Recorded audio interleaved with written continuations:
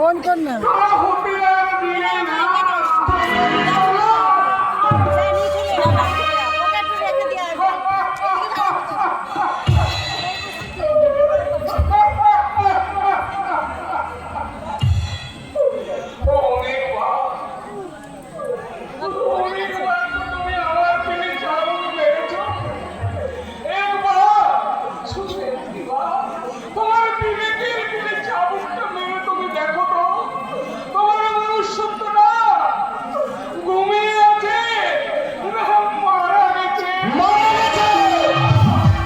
বেকারত্বের জ্বালা সহ্য করতে না পেরে আমার মনুষ্যত্বটা একটু একটু করে শেষ হয়েছে।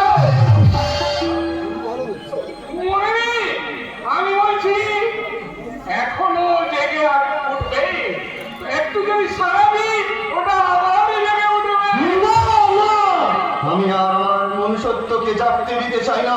যেদিন আমি বেকার ছিলাম সৎভাবে বাঁচার জন্য একটা চাকরির আশায় অফিসে দুয়ারে দুয়ারে অন্য হয়ে ঘুরে বেরিয়েছিলাম, সেদিন তো কেউ আমার এই বিবেক মনুষ্যত্বের মূল্য বোঝেনি।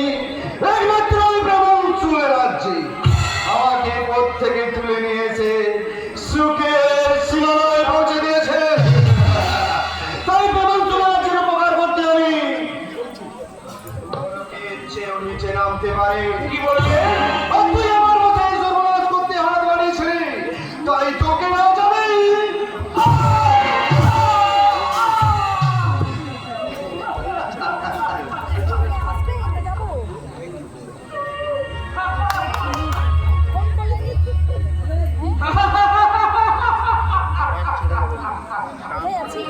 সিংহ চালে আটকা পড়েছে, তাই নেমেছি দূরে, আর তাকে লাঠি মারবে।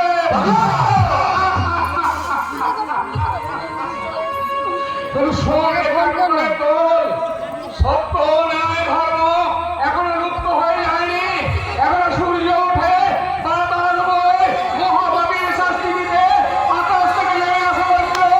আমার সবাইকে অন্ধকারে বন্ধ হয়ে তোমাকে মহাপাপ করে দিয়েছি, সেই পাপের শাস্তি থেকে আমরা কেউ রেহাই পাবি না।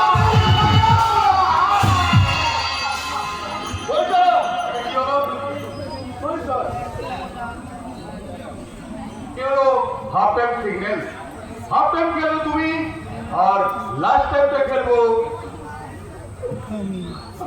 আমি। এই সবকে মারতে মারতে বেহুশ করে ওর ঘরে বেরায়, ও চলো বসে তুই রুমে ঢুকে গোপন ফাইলপত্র চুরি করতে চেয়েছিল, মনে থাকবে? না, সর্বনাশ, চোরের ঘরে